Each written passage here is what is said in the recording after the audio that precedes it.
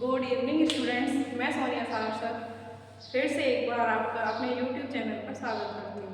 तो हम last class में सेल पढ़ रहे हैं। सेल जो होती हैं कितने टाइप की होती हैं? 4 टाइप की। एकैरियोटिक सेल, मेसोकैरियोटिक सेल, प्रोकैरियोटिक सेल और यूकैरियोटिक सेल। तो आज हम जो पढ़ेंगे वो है प्रोकैरियोटिक सेल और यूकैरियोटिक सेल में डिफरेंस। प्रोकैरियोटिक और यूकैरियोटिक में डिफरेंस।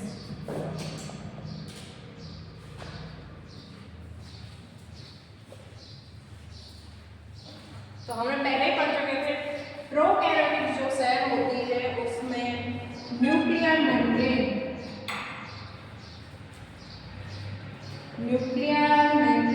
क्या होती है? एब्सेंट। जबकि यूकैरियोटिक सेल में न्यूक्लियर मेम्ब्रेन प्रेजेंट होती है।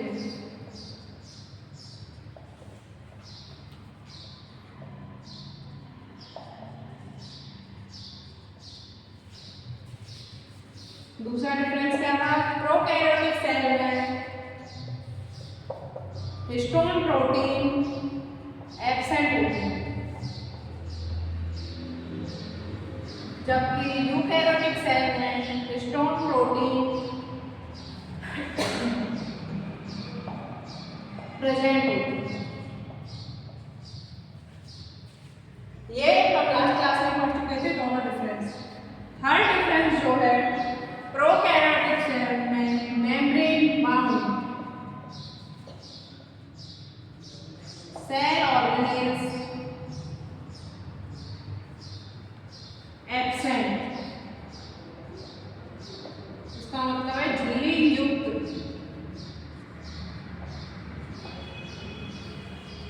कोशिकाएं एब्सेंट, जैसे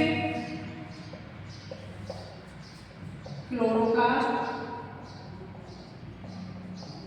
माइटोकॉन्ड्रिया, गोल्गी बॉडी, ये सभी प्रोकैरियोटिक सेल में एब्सेंट होते हैं। जबकि यही सभी मेम्ब्रेन बाउंड जो भी ऑर्गेनेल्स हैं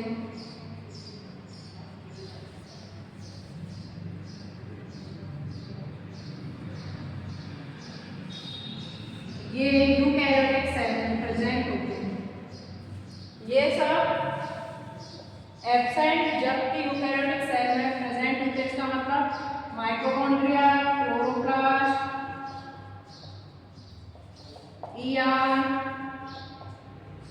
और Golgi body all are present in eukaryotic cell. उसके बाद देखें तो प्रोकैरियोटिक जो सेल होती है उसमें 70 एस प्रकार के राइबोसोम पाए जाते हैं। कितने एस प्रकार के पाए जाते हैं? 70 एस। जबकि यूकैरियोटिक सेल में 80 एस प्रकार के राइबोसोम पाए जाते हैं। प्रोकैरियोटिक जो सेल होती है उसमें पाए जाते हैं हमारे मीसोसोम। क्या पाए जाते हैं? मीसोसोम प्रेजेंट होते हैं। जबकि यूकैरियोटिक सेल में मीसोसोम एब्सेंट होते हैं।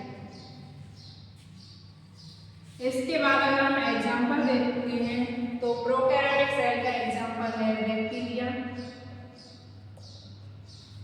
और यूकैरियोटिक सेल के जो एग्जांपल हैं वो हैं plants and animals.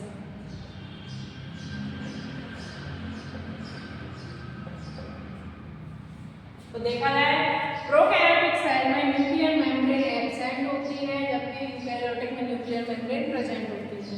Prokaryotic cell में हिस्टोन प्रोटीन एब्सेंट और यूकैरियोटिक में हिस्टोन प्रोटीन प्रेजेंट होती है। प्रोकैरियोटिक सेल में मेम्ब्रेन बाउंड सेल ऑर्गेनेल्स जैसे chloroplast, mitochondria, Golgi body and देखा जाए तो ट्रू न्यूक्लियस,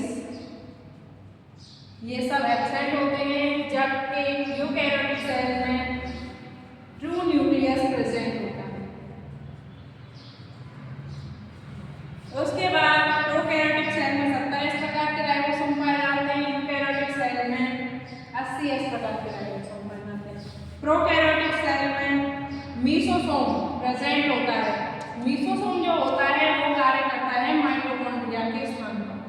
स्थान पर माइटोकॉन्ड्रिया के स्थान पर कार्य करता है। लेकिन यूकैरियोटिक सेल में हमारा माइटोकॉन्ड्रिया होता है, इसलिए मेसोसोम एब्सेंट होते हैं। प्रोकैरियोटिक सेल का एग्जांपल है बैक्टीरिया, जबकि यूकैरियोटिक सेल का एग्जांपल प्लांट्स एंड एनिमल्स। तो एक बार इनको नोट डाउन कर लो।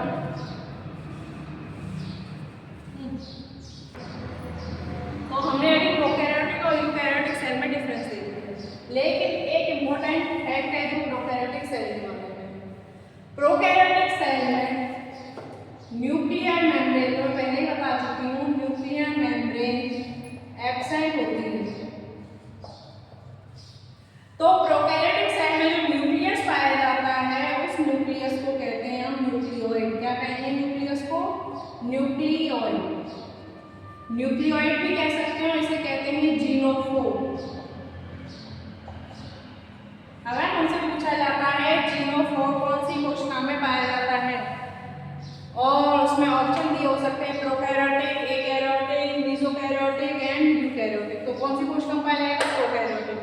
या पूछा जा सकता है जीनोफोर किसमें पाया जाता है? Virus, bacteria, plants and animals. तो प्रोकैरियोटिक सेल का एग्जांपल आप लोगों को बहुत अच्छे से पता है, क्या है? बैक्टीरिया। तो जीनोफोर किसमें पाया जाएगा? बैक्टीरिया में। ये बहुत इंपॉर्टेंट है, ये क्वेश्चन आता ही रहता है। तो अब हमने सेल के बारे में तो पढ़ लिया, लेकिन सेल के सेल ऑर्गेनेल्स, तो हम क्या पढ़ेंगे अब? सेल ऑर्गेनेल्स, जिन्हें कहते हैं हम कोशिका।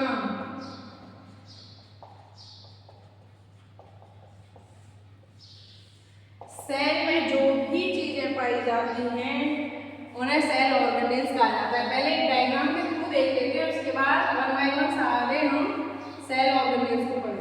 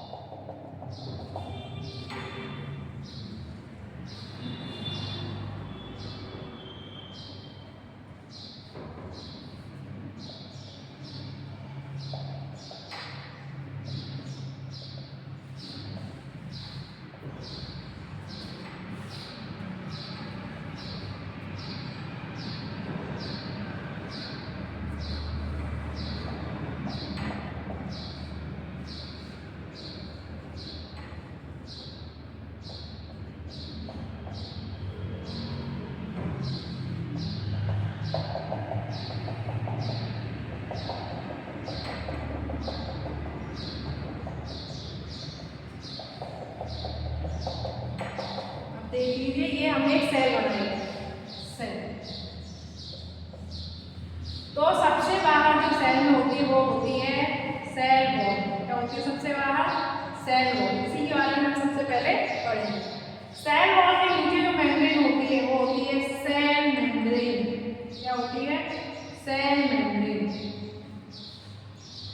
सबसे बाहर सेल वॉल, उसके बाद सेल मेम्ब्रेन। सेल मेम्ब्रेन के अंदर जो भी लिक्विड पाया जा रहा है, द्रव पदार्थ में जो पाया जा रहा है, उसे कहते हैं हम साइटोप्लाज्म। क्या कहते हैं? कोशिका द्रव्य या साइटोप्लाज्म।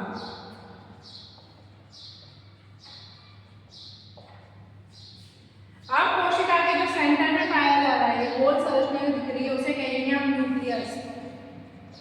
क्या कहते हैं? न्यूक्लियस। न्यूक्लियस में ये जो पाई जा रही है स्ट्रक्चर, उसे कहते हैं हम क्रोमैटिन।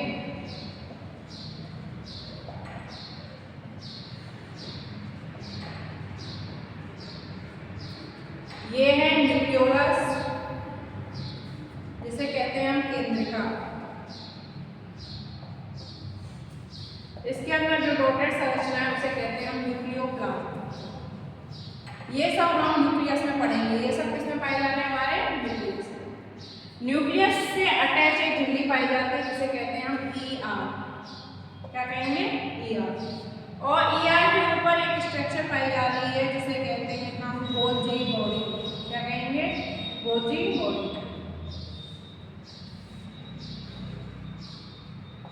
गोल्जी का या गोल्जी बॉडी। यहाँ पर जो स्ट्रक्चर पाई जा रही है ये है राइबोसोम, ये माइटोकॉन्ड्रिया, क्लोरोप्लास्ट,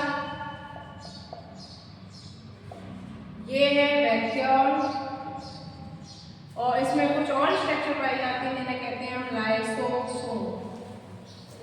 तो अगर सेल के हम स्ट्रक्चर देखें तो सबसे बाहर की जो मेम्ब्रेन होती है वो सेल वॉल के नीचे पाई जाती है सेल मेम्ब्रेन, उसके नीचे जो डॉटेड ग्रुप पाया जा रहा है उसे कहते हैं साइटोप्लाज्म। इस साइटोप्लाज्म में बहुत सारे सेल ऑर्गेनेल्स पाए जाते हैं। सेंटर में न्यूक्लियस है केंद्र, उससे अटैच एंडोप्लाज्मिक रेटिकुलम या फिर अंदर की तरफ जाने का, उसके बाद गोल्जी का है, माइटोकॉन्ड्रिया ऊपर की तरफ, क्लोरोप्लास्ट और एक बड़ी सी वैक्यूल।